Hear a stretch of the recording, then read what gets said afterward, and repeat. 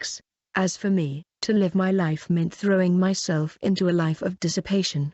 I used other prayers to seduce women. After having performed several magical operations, all I needed to do was to write a letter to the young woman of my choice. Whatever her past reticence might have been, she would always give in to my solicitations, because my letter had been written after having pronounced an occultic mystical invocation. On another occasion, I would also invoke one of the spirits who lived on the moon, in order to captivate the spirit of a young woman. Sometimes later, without having done anything else, the young woman would start looking for me. She had been manipulated by the spirits I had invoked upon her, to the point where she would fall into my power. To provoke divisions and divorces, we were using spirits living on the planet Jupiter. When these spirits were sent into a home, they would provoke discord and they would push one of the spouses into becoming overtly stubborn to the point of divorce. Similarly, intimate friends could be driven to quarrel for the smallest pretext and then go on their separate ways. In order to have strength, I would invoke the spirits living on Jupiter. At a crucial moment, I could send 10,000 spirits of this type to fight in my place. All I needed to do was to watch what was happening with my arms crossed, but for the spectators, it was I who was doing the fighting.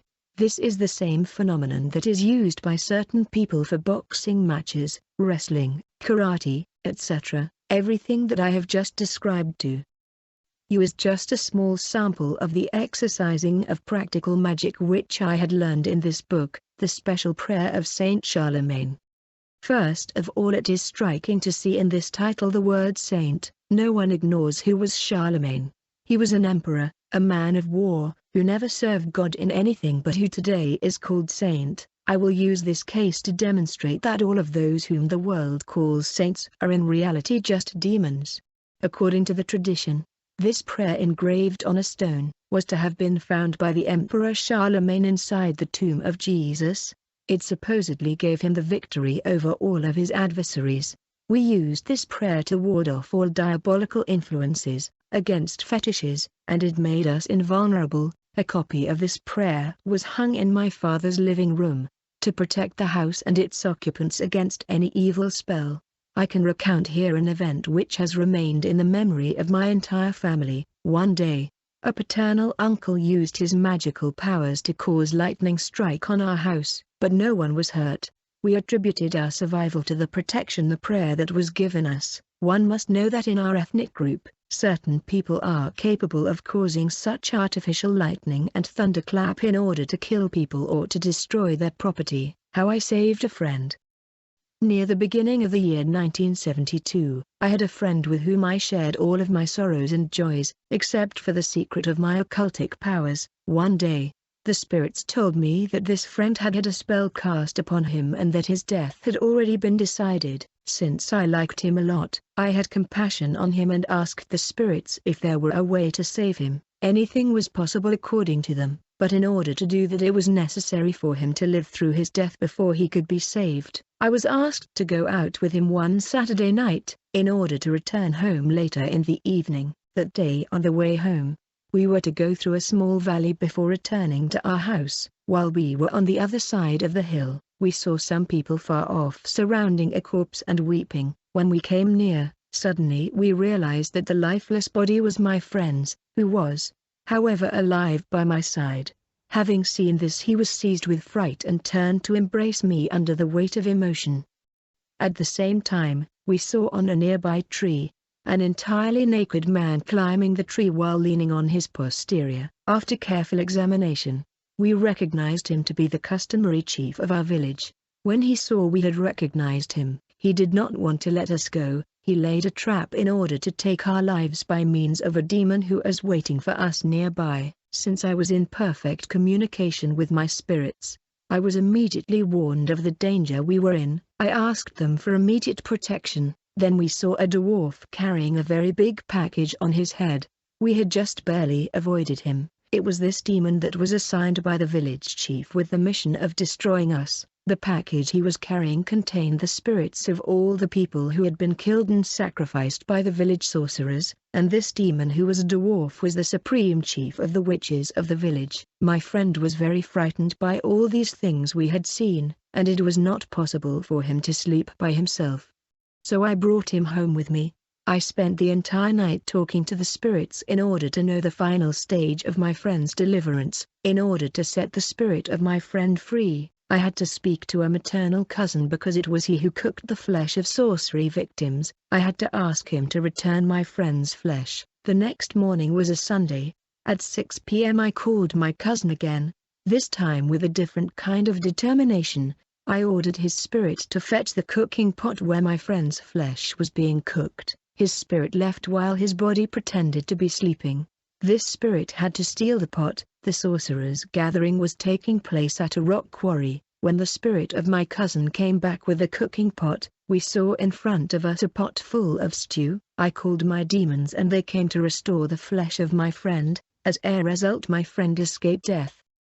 In the beginning of the year 1973 started for me the most serious and deep events that were to mark my life as a magician, and led me to discover the mysterious world beyond. One Sunday after the Mass, the parish priest, my master of initiation, gave me a rendezvous at his home at 7 p.m. Faithful to the appointment, I came on time. He received me kindly and offered dinner. Then he told me the following: I promise to show you greater things, and to establish you in life. Are you brave enough? I answered affirmatively. Then he asked me if I would accompany him somewhere. Again I answered affirmatively. After these words, he told me that we were going to visit the cemetery. He commanded me not to look neither right nor left, nor behind me. Right afterwards he gave me a bell and took one for himself. We were to ring these bells all along the way. These are the bells which are used during the Catholic Mass. At the entrance of the cemetery, I stopped and he went before me. I was to enter before him, with orders to ring the bell at each step. We walked to the middle of the cemetery and there he asked me to kneel with him. He began to recite prayers.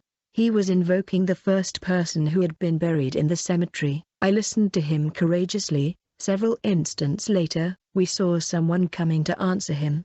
He was the first man to be buried in this cemetery. He asked the priest why he had been called. The priest answered that he wanted to contact the invisible world, because he was accompanied by a visitor, in this case me.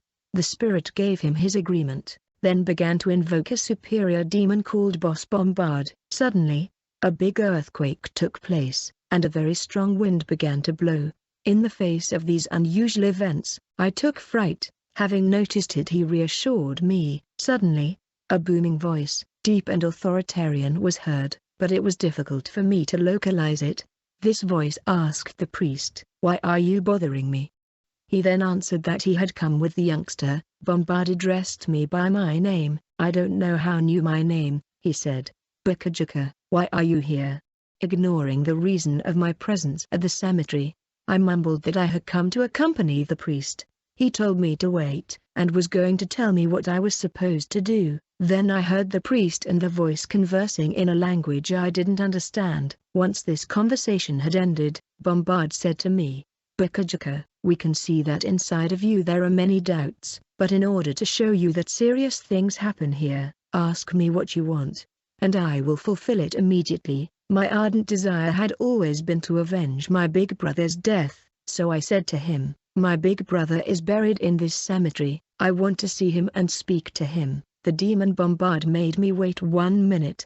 Then I saw with my very eyes my eldest brother, who had been dead for 4 years. He asked me the following question: "Why are you looking for me?" I answered him that I wanted to know more about the circumstances of his death. He said to me, "Since you've already made it up to this level, you are already an important man. It's not up to me to answer you, because you'll know more about it." With these words, he disappeared. Then the demon Bombard spoke to me again and said, "You are going to buy me 30 bottles of perfume, and you will bring them to me. Then you will no longer use practical magic, because from now on good things will be happening to you." He promised to reveal secrets to me which I didn't know. As we were leaving the cemetery, I asked the priest why we hadn't met anyone while going to the cemetery. He told me that he had removed all the passers-by by pronouncing the prayer just before our departure from home. Later on he came back with perfume. The priest prayed and did his invocations, and the same earthquake took place. Our invisible speaker came and asked us the motive of our presence. The priest said that I was here with the perfume.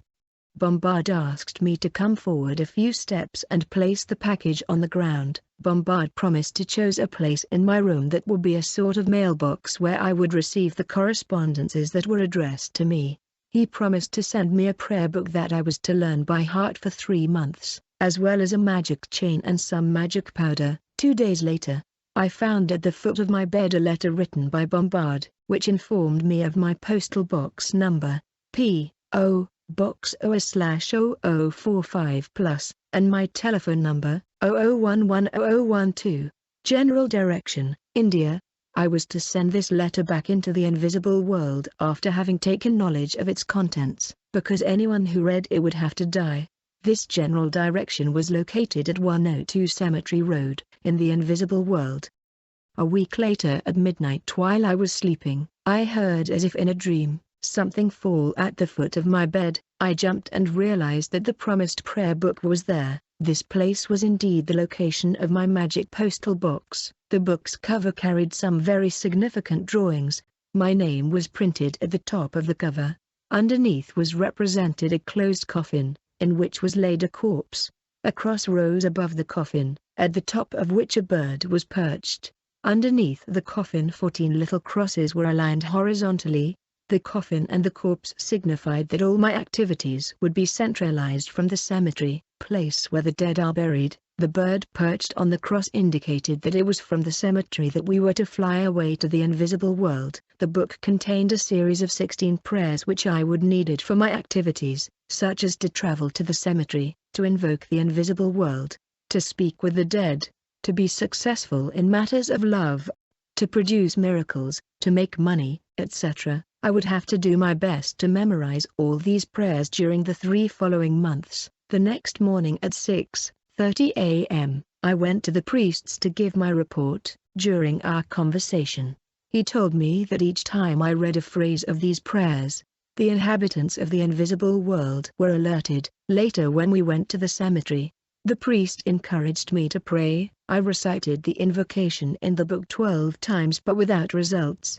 At the 13th time, I heard an earthquake and the strong wind blowing. Then our speaker ended up answering us. He said, "Bakajaka, why are you bothering me?"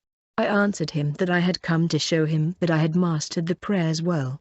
He then asked me to recite all of them to him, from the first to the last. When I finished he congratulated me, but formally forbade me to show the book to anyone who wasn't one of us, because anyone who simply looked at the book will had to die. He authorized me to invoke or to visit the cemetery at my own will, and to ask for anything I wanted, as the prayers indicated.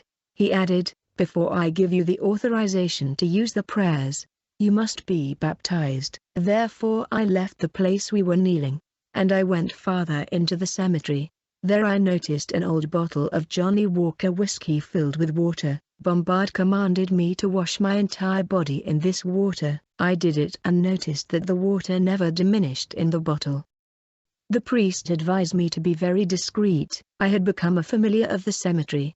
I could invoke anyone buried there and converse with them on any subject of my choice. I even ignored that I had already acquired great power, which made me invulnerable to witch doctors and their witchcraft. This privileged position had provoked hatred within my family circle. Those who had caused my brother's death were jealous of me. They looked for a way to get to me in order to hurt me, but they never had a chance.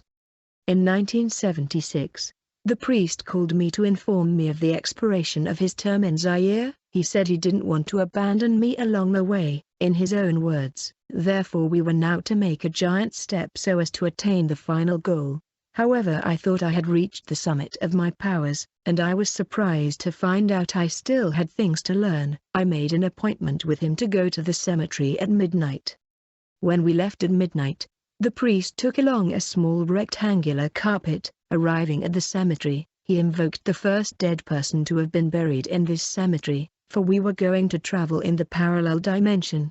After another invocation, the priest asked me to sit with him on the carpet. Immediately we left our body which stayed at the cemetery, guarded under the care of the first buried person, and our spirit traveled to the invisible world. In a split second we landed in a very beautiful world that I had never seen in all of my life, and in a very beautiful city, We strolled along the wide, well-planned and embellished avenues. There were giant buildings with very refined decorations. We entered Cemetery Street, at number 102, and we found ourselves at the headquarters of the General Direction of Magic. We were received with pomp. I saw our interlocutors from the threshold of the building. I was surprised to see my photograph, in large dimension, displayed in the waiting room, since I desired to know more. The priest told me the photo had been taken during our first visit to the cemetery. A moment later, we were ushered into an office where we found superior spirits that were chatting with us at the cemetery. I could see that they were brightening angels. I mean fallen angels. These were the angel or boss Bombard, who is responsible of the administration of all the external relations of the infernal world. There was also boss Madrak, who was a warrior angel and a judge in the kingdom of Satan, and whom one invoked in difficult situations, and who had the power to indispose, to give illnesses, to paralyze or kill, according to the situation at hand. And Miss Marie-Jeanne Brignet, a woman originally from India, who take care of finances. I became acquainted with these angels, as well as with the first person buried at the cemetery where I made my visits. He served as a sort of customs officer, in order to facilitate our access to the invisible world.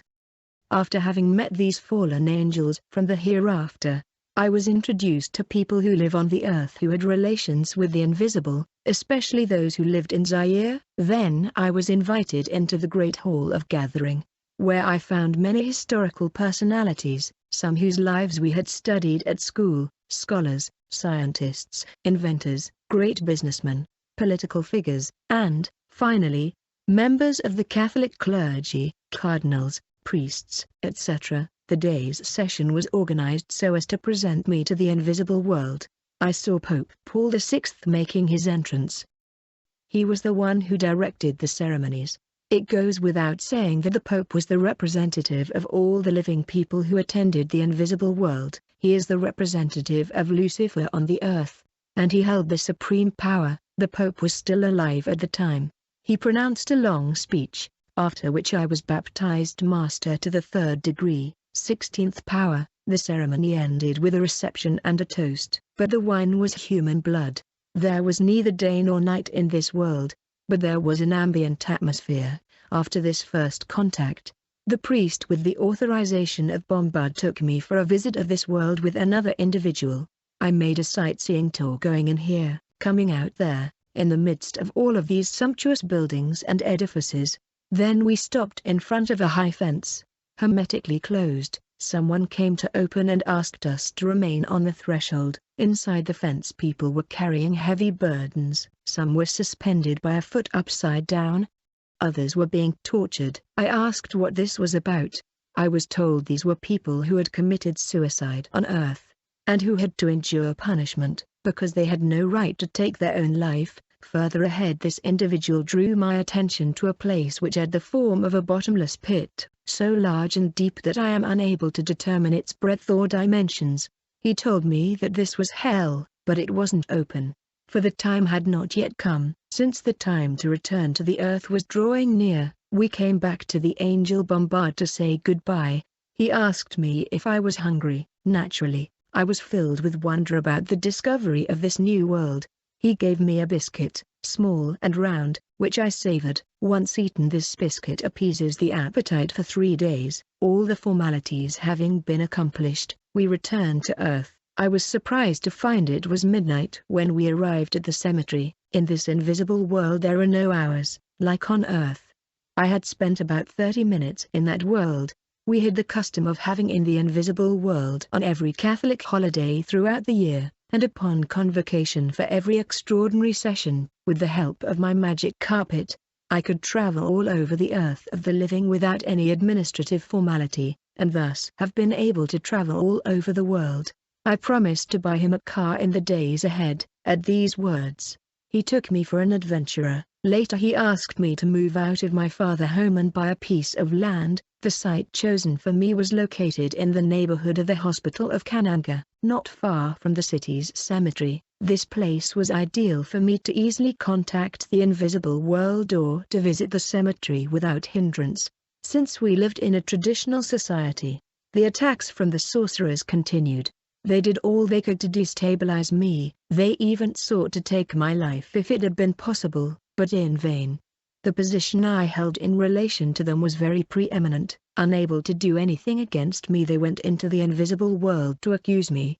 As for me, I was not informed of their scheme, but one day, I received a message inviting me to go into the invisible world at midnight. Quickly I went to alert the priest who, of his own initiative, decided to accompany me. It was midnight when we arrive in the invisible world. There, I was asked to wait for my accusers to appear before Judge Madrak.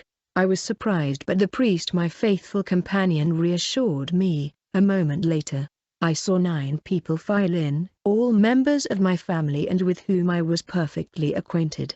They sat not far from us. The judge asked us to go to the witness box. The first question was to determine whether we knew one another. The procedure was the same as that on the earth. Once this was done, they were asked why they had accused me. They answered together that they had noticed the very high position I occupied in relation to theirs, and that they feared I would cause them harm in the long run. Therefore they wanted to move first in order to eliminate me. The session was ended after their condemnation. Each one of them received a token on which a date had been inscribed. This date corresponded to that of its detainer's death. They returned to Earth confounded. I was informed that these sorcerers were going to use retaliation to avenge themselves, but that they wouldn't succeed. Once back on Earth, I noticed a change of attitude on each sorcerer's face. In order to know more, I attempted to visit one of them, who was a paternal uncle. He kicked me out like a dog. Those familiar with him didn't understand what was going, because I had been on good terms with him. This attitude repeated itself everywhere I went to visit these notorious sorcerers. They and I knew very well what it was about. While the neighbors asked themselves what was going on, the sorcerers' reaction was terrible. They sent me magical snakes, or dogs, to bite me. But they failed miserably. One day at 1 p.m., I was resting in my room. I was still living at my parents' home. I heard an unusual noise against the partition wall. I barely had the time to get up from bed when I saw a snake, entirely black, measuring 3 meters long, getting ready to bite me. I wanted to escape, but the snake lunged to block my way. I invoked the invisible world to distract the snake. After this was done, I left to alert my little brother so he could come kill the snake. When my brother approached, the snake stood guard just at the entrance of the house, ready to attack anyone who would dare enter in. My little brother first tried to throw rocks at him, but his sling broke. At that point, the snake prepared to flee, but I prevented it by the means of incessant incantations. Suddenly, one of the parishioners of our parish arrived as if he was alerted. He succeeded in slaying this beast. This maneuver repeated itself several times, because it was a counterattack from the sorcerers, who sought either to rob me of my neck chain, or to have me bitten in order to eliminate me. But they failed utterly. After the snakes they tried to attack me with a dog, but this attempt again was a fiasco. They are all dead at this very day. The roll of jewelry. Since we didn't possess fraternal love, we went as far as making even those with little means to suffer. To do this, we went into jewelry stores to copy some of the models on display, and we would order these same models in the invisible world. During the night, we would replace the jewelers' models with ours. In the morning, these jewels from the invisible world would become suddenly much more attractive than the originals, even if the original had been noticed before. Anyone who bought these jewels and brought them home would attract all manner of problems to themselves, without knowing the reason why. When people buy these jewels, I would travel in the spirit to look to attack people that bought them. Wherever they were in people, they emitted a light similar to that of blinking headlights. I would then let myself into the houses where these jewels were, to observe the lifestyles of the inhabitants, and then cast an evil spell on them. Then illnesses would arise in these particular homes. There would be accidents, or problems which necessitated expenses that we profited from. Wearing jewelry is not a necessity for the children of God. The Bible speaks clearly on that manner in the following 2 passages. In like manner also, that the women adorn themselves in modest apparel, with propriety and moderation, not with braided hair or gold or pearls or costly clothing, but, which is proper for women professing godliness, with good works. 1 Timothy 2, 9-10. Do not let your beauty be that outward adoring of arranging the hair, of wearing gold, or of putting on fine apparel, but let it be the hidden person of the heart, with the incorruptible ornament of a gentle and quiet spirit, which is very precious in the sight of God. Indiana, January 15, 1980. I discovered that I had been elected president of the parish committee. Everything was already arranged in advance in the invisible world, and the living merely concrete the choice. I open a parenthesis to say that the same thing is done to appoint bishops and cardinals, and to elect the pope. I celebrated the ordinary Mass, as well as the circumstantial ones and even the ones for the dead. The parish experienced a considerable upswing during the entire duration of my presidency. The soccer team I had organized was invincible, because it was I who decided the outcome of the games in advance, and imposed the score I wanted. During a meeting in the invisible world, I asked Bombard to show me Jesus Christ. When I pronounced this name, I saw everybody kneel, and I remained puzzled, not understanding what was going on. After 5 minutes they got up, and Bombard formally forbade me to mention this name again, saying that here, they called him Old Papa. Since I insisted on seeing him, Bombard answered me that he lived very far away, but that I needed to know that he had placed them in the invisible world to serve the living. Several days later, he took me to a garden in the invisible world, where he showed me a crucified man, whose blood still flowed fresh. He told me this is the man I was looking for. Unfortunately it was a lie. I discovered later on that this man on the cross is a demon. He is the one Catholics represent on their images and idols. In my desire to know everything, I asked Bombard again to show me the general director who presided all the activities of the general direction of the invisible world. A rendezvous was made for the Wednesday of the following week. Near midnight I went into the invisible world. We were suddenly surprised by a very strong earthquake, and we fell to our knees. The one who presented himself had a much greater stature than the angel Bombard. Having arrived to the place where we knelt, he stood before me and asked me why I was looking for him. I lifted my head to look at him, and I saw that he had 3 heads. Each head spoke in turn. I answered him that I first wanted to know him, and then I told him I wanted to be a multi-billionaire on the earth. He answered that first I had to be thankful for what he had already given me, and that at the age of 30 he would give me the riches I asked for. In closing he asked me to offer him in sacrifice a goat who could no longer give birth, which I did. In reality this general director of the invisible world had a name. He was commonly known as the general founder Felix. He certainly is the founder, because the invisible world belongs to him completely, but in reality, he is Satan, who disguises himself under several different forms. I became already accustomed to be in the world of spirits, even the most powerful ones. I never ceased to ask what was their origin and whom they served. It was revealed to me that they were servants of the great master Lucifer. I thus sought an opportunity to meet him, but this opportunity didn't present itself. After having become acquainted with the sorcery organization, and always in my desire to know more, I asked Bombard to do everything to put me in contact with the devil. When I pronounced the word devil, the angel Bombard became angry against me and asked me why I called him this way. He continued to tell me that all of us were at his service. What a big surprise this was for me. He went on saying that the word devil was a derogatory name used by the inhabitants of the earth, and that I needed to know starting that day. That he was called somebody of the 2 hearts. Happy from this terrifying discovery, I then asked Bombard to put me in contact with him. He answered that he was too busy, and that it was practically impossible to meet him. Nevertheless, it was possible to attempt to contact his personal secretary and bodyguard, to find out if he could do something. Bombard thus gave me a prayer to invoke Nabam, who is Satan's bodyguard. He told me that Nabam was very dangerous for the living, which meant that I was to be very careful and watch that he wouldn't touch me when he would appear, otherwise I would die on the spot.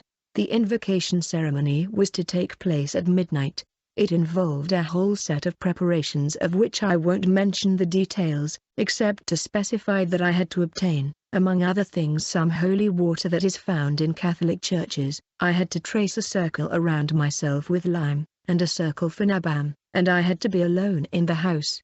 Because Nabam would have taken with him the soul of anyone who would be found in the house at that particular time, I chose the date in order to make my wife and the rest of our household leave. They were happy because of all the money and gifts I gave them to offer to the relatives with whom they were going to spend the weekend. With the diabolical courage that animated me, I attempted the act. I respected all the rules of the invocation, and Nabam appeared to me in the midst of a tumultuous wind. I gave him some holy water to drink, then he asked me this question: "Why did you call me?" I answered him that I needed to meet Satan. He formally forbade me to call him Satan, but rather Somebody of the Two Hearts. He praised his master's power and proposed me some jewels, a chain necklace, a ring, etc., that would give me success in my enterprises under the condition that I never wear them in the churches where they invoked the Creator.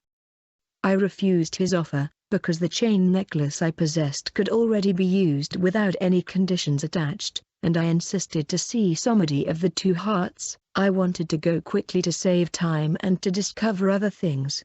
He then made a rendezvous with me for 2 days later and sent me by correspondence the adequate invocation prayer. The day of the appointment at midnight, I invoked the Sovereign Master. In the room where I stood, called a sanctuary, I heard a very strong earthquake, accompanied by a very violent wind, so violent that I thought the trees outside had been uprooted. Suddenly, I saw a lizard appearing before me. As the wind continued to blow, the lizard grew bigger and bigger in the matter of seconds. When it reached the dimensions of a crocodile, it transformed itself into an upright being, whose body was covered with emerald-colored scales except for its hands and head. He had the appearance of a young man about 30 years old. He spoke first, asking me why I had called him. I answered him that I desired to be counted as one of the billionaires on earth, and that I also wanted to meet him. He pretended to scratch himself and pulled from one of his scales a long list of human names, separated by a red line. He showed me this list, and I was surprised to see written there the names of all of my family members, the living on one side, and the dead on the other. He asked me to designate from among the living 5 persons that I was to sacrifice to him in order to obtain on the spot the riches I had asked for. For a few seconds I remained confounded, and then I asked him to give me some time to think about it, telling him that I would call him again to inform him of my decision. After a moment's hesitation, the devil told me that he lived under the Red Sea. In the twinkling of an eye he said goodbye and disappeared. I had hesitated, because since I was in occultism I had never been asked to make a human sacrifice. From that day onward, I never again invoked Lucifer in this manner, but I went to visit him at his home. We made a date, then we went to the Red Sea to meet him. Standing on the bank on the Saudi Arabian side, we pronounced the invocation. An opening was made along the water and we entered through it. We were greeted by Nabam inside a building that was decorated with the most exquisite taste. Then the great master Lucifer came to welcome us. The first question he asked me was whether I had brought the 5 persons asked for. I excused myself and he accepted my excuses. Yet it is not his custom to accept an excuse from just anybody and for just any reason. He then revealed to me that he had already ruled the world physically for 3 times, under the shape or disguise of the popes, during the First and Second Crusades, and during the 100-Year War. It was Lucifer who had incarnated himself in the shape of popes. This explains itself, since a real servant of God cannot launch a war to kill people, inasmuch as there is the shedding of blood. I also learned that this general founder that I had seen with 3 heads was always Lucifer and disguised in another form. Furthermore, the Jesus represented on the cross by the Catholic Church is none other but Lucifer himself, master at the diabolical Trinity, having the emblem of 3 heads. He told me that he was doing everything to bring me closer to him, because he loved me a lot. He authorized me to attend his meeting and to assist others in their macabre missions of killing people by the thousands, provoke accidents, destroy the churches where there was the beginning of revival, by sending evil spirits to discourage the faithful or to give them spiritual weakness, or by sending spirits of immorality, which is an efficient weapon to annihilate every true spiritual power. How many plundering and massacres have been accomplished by us? How many Christian groups and churches dispersed by all these practices? I was already excluded from the list of the children of God, because God said in the scripture, "And the person who turns after mediums and familiar spirits, to prostitute himself with them, I will set my face against that person and cut him off from his people." I was hurling myself toward the abyss. I now knew that I was destined for hell. But Lucifer would tell us that we were going to get used to it. Lucifer would come and visit me at home during the day, in plain sight. But no one realized that he was the prince of this world. People believed that he was one of my fellow diamond dealers. We would go out to pick up women, and the fate that awaited them was death. After much suffering and curses in their life, many prostitutes, male or female, have thus had sexual relations with an evil spirit or with a great magician, who on the outside looked like decent people. I had received from Lucifer some magic eyeglasses through which I could detect any sorcerer or witch doctor, and determine the level of his power. These eyeglasses are not to be confused with the ordinary ones I now wear. Lucifer is determined to make many people sin in order to separate them from God's face and to enlarge his own ranks. Righteousness exalts a nation, but sin is a reproach to any people. Proverbs 14:34. That is why today there are many more people who have evil spirits within them, compared to the previous eras, because Lucifer has unleashed all of his power to seduce the world to a maximum, by using notably the desire for luxury, the seeking of beautiful clothing, and the lust for glory through all his disguises. Lucifer equally seduces people by superstition and the art of interpreting signs. He is also at the origin of idols, statues, medals, holy images, amulets, ropes, rings, and red cloth that is worn on the hips, in certain diabolical churches who yet brandish the Bible. Other churches use symbols, such as for example the sign S, which is supposed to represent the word salvation.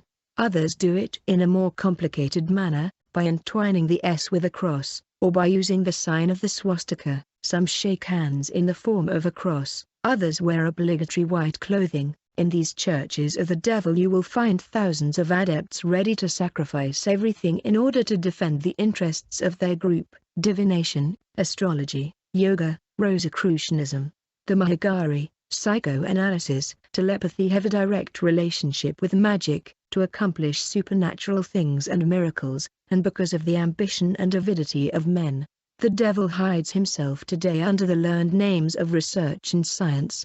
There also exists a whole body of literature inspired by the devil. Reading any of these works leads directly to demon possession. Some of the titles are: The 5 Books of John, Rational Theology, The Book of Wisdom, The Magic Forces Within Us, Letters from Heaven, etc. The hour has come where God wants to remove all of our ignorance concerning the entire strategy of the devil. And you shall know the truth, and the truth shall make you free. The role of Catholic saints. Each saint in the Catholic repertory whom Rome uses to seduce the entire world, is not a saint in the real sense of the word. These are dead people of often doubtful origins and lifestyles who are venerated by Catholics. Many of them have been magicians or Rosicrucians serving the devil while living. The bodies of these saints are recovered after their death by occultic means. These bodies are then mummified, just as for the popes, and kept in the vaults of St. Peter's Basilica.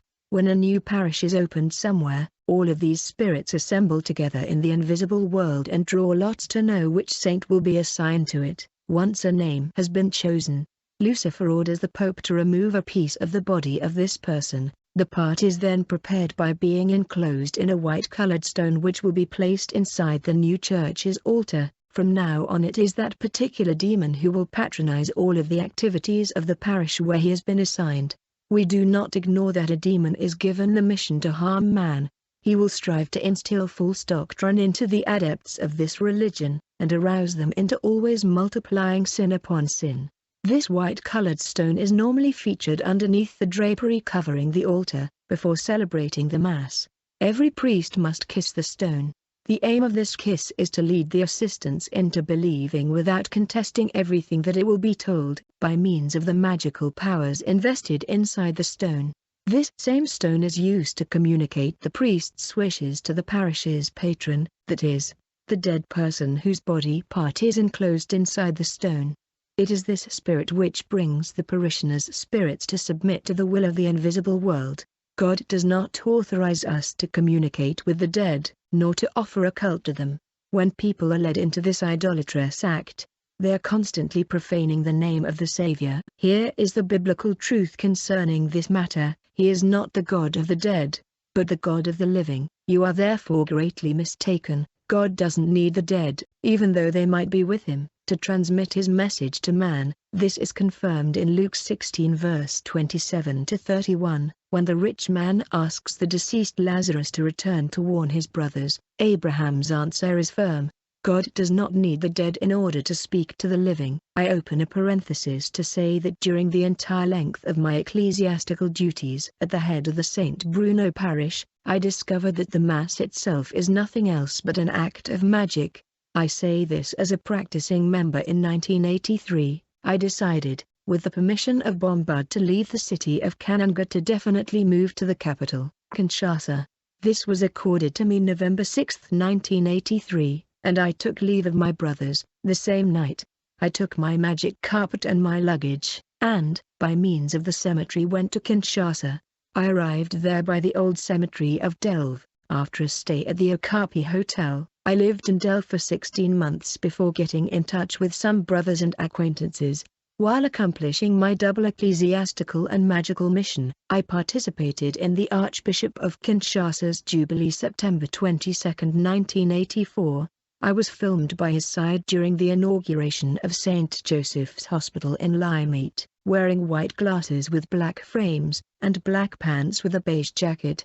My occultic activities intensified, but I had neither rest nor peace in my heart. Like all the others, I feared to receive an impossible mission, whose failure was always accompanied by the death sentence.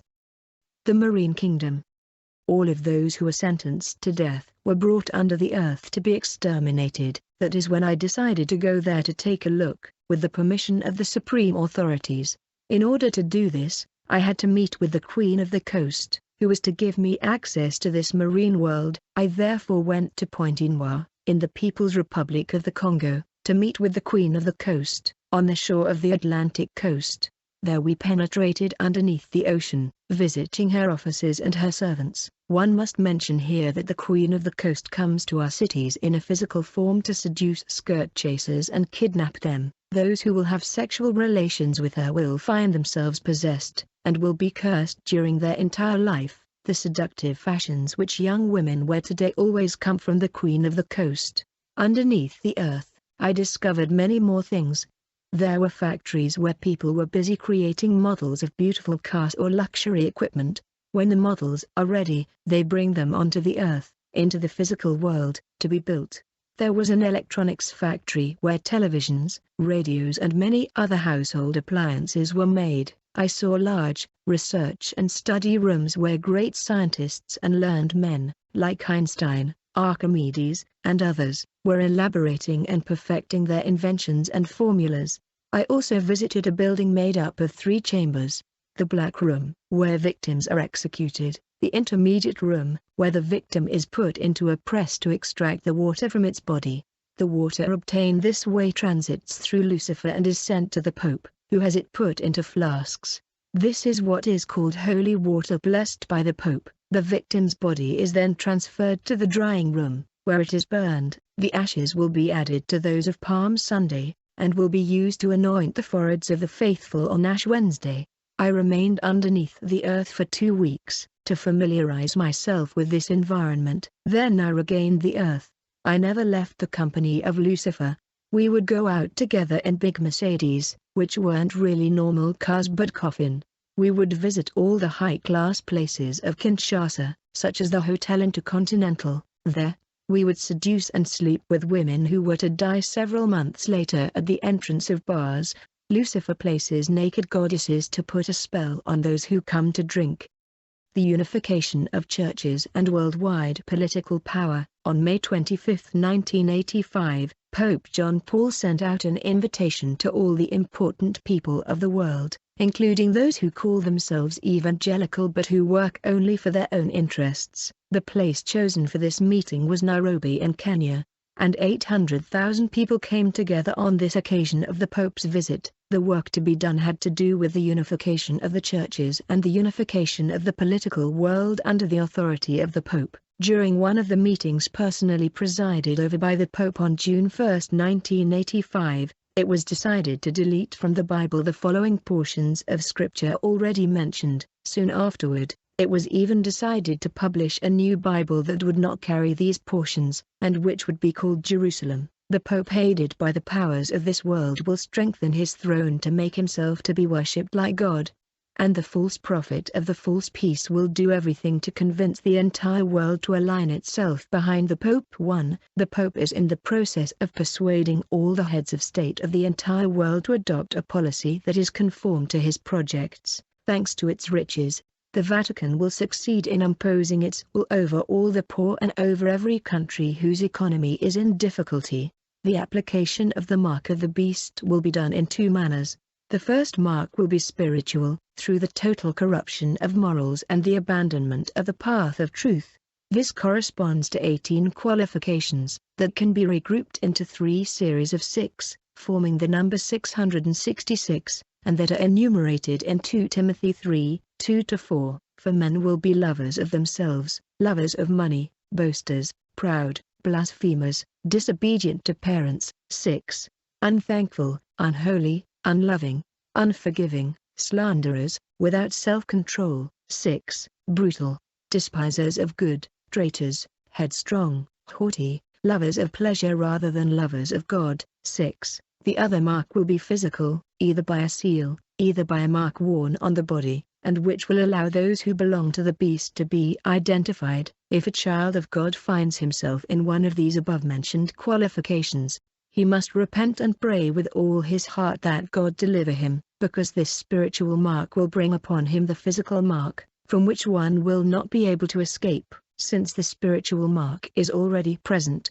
The poor in spirit are the only detainers of the Holy Spirit, without anything added. The Antichrist and the mark of the beast. On August 29, 1985, under the authority of the Pope, 16 articles were written which justify the events predicted in Revelation 13 verse 16. Because I personally took part in the meeting which prepared for the publishing of these articles, I will give you now the translation of the list of these 16 articles, taken from the minutes of this meeting.